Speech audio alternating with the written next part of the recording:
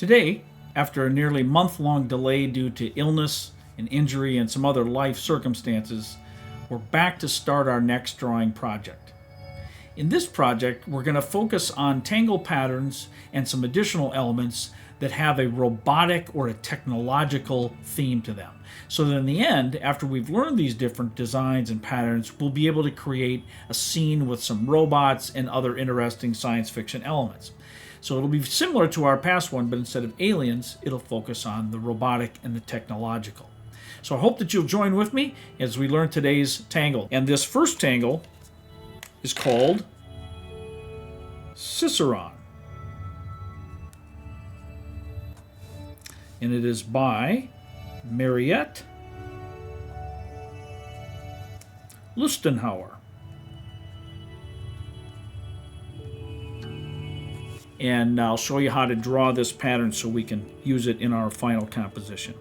So let's start by drawing an orb or a circle pattern in the upper left corner, and then we're going to draw one about in the center and one in the upper right corner. And we're going to do the same thing down, so we go straight down about in the center and then straight down to that lower left corner, and we're creating these vertical rows of these orbs. Don't worry about being ultra precise or anything. We're just learning this. So we have to place our orbs. And now we're going to do down in the center of, if you imagine this sort of square here, we're going to create an orb in the center and then straight down from there again in the center. And we're going to do that to complete this little grid pattern of orbs. Now that we have that, we're going to simply draw some straight lines that connect all of these orbs. Now you don't have to worry about it hitting the exact center of the orbs or anything like that. Just connect them. We're going to also draw right off the page with this, okay? And we'll do all these vertical lines with another one parallel to it, almost like you're creating a little bar. But think of it in this sense more of an energy conduit, because we're drawing this to mimic or to represent some sort of technological thing. And in this case, it's going to become or represent for us a force field. In our final drawing, it's going to be like a force field that we could use for a door or a fence or something like that in our drawing. You'll see why I chose that here in just a moment. And you can see I kind of messed up this circle a little bit. Don't worry about it. Again, this is just so that we can learn this tangle. Now, once we've completed those lines, just turn your tile to one side or the other. And we're going to do vertical lines again, connecting the orbs. But when we run up against an existing line, we're going to draw behind it or underneath it, if you prefer that way of thinking. In Zentangle, they call that drawing behind. But that principle of drawing behind something or underneath something is used in just about any drawing art form. So it's not unique in that sense, but a helpful way of looking at it perhaps is just drawing behind to create depth, or in this case, an over and under weaving of these power conduits, these energy conduits.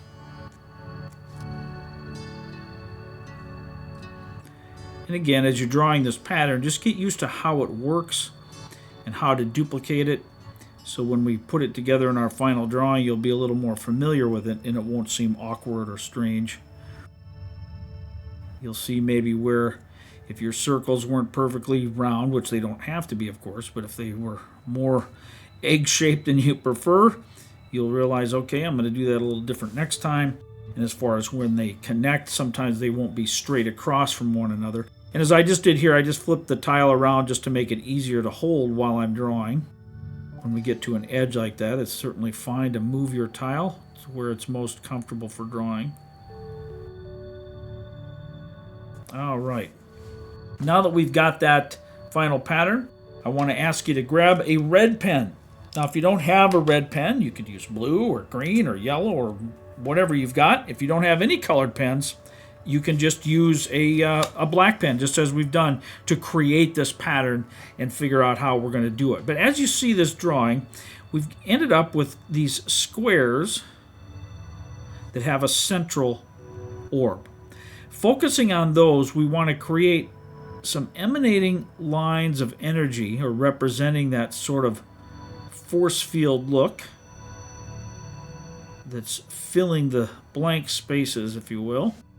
And we're going to start with these 4 central squares that we've created, just so that the pattern will have a more interesting appearance. You could really do it from any of these orbs emanating outward, but eventually you run out where you've got the direction will be opposite. So this way it kind of creates a more interesting pattern in the center of our piece here.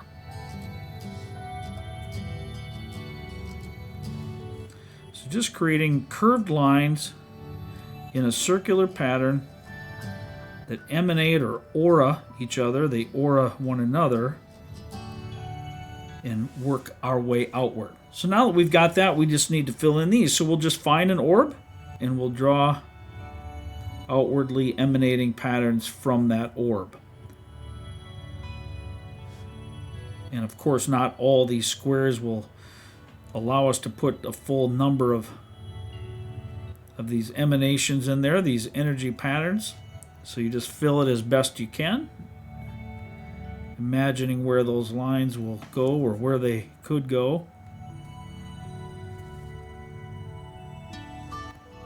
You just don't want to start it here and work in the opposite direction. So it's not just a corner you're looking for, but that orb, to kind of keep our pattern consistent that way.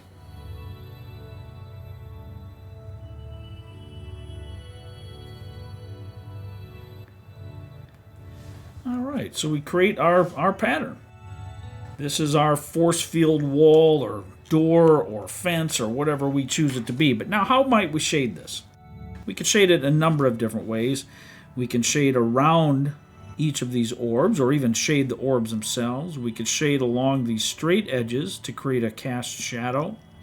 We could even shade these individual emanating energy lines and put a little bit of graphite there to make it look blurry or fuzzy. That would be particularly neat if you have a red chalk pencil or something, or a colored pencil you could use to do that.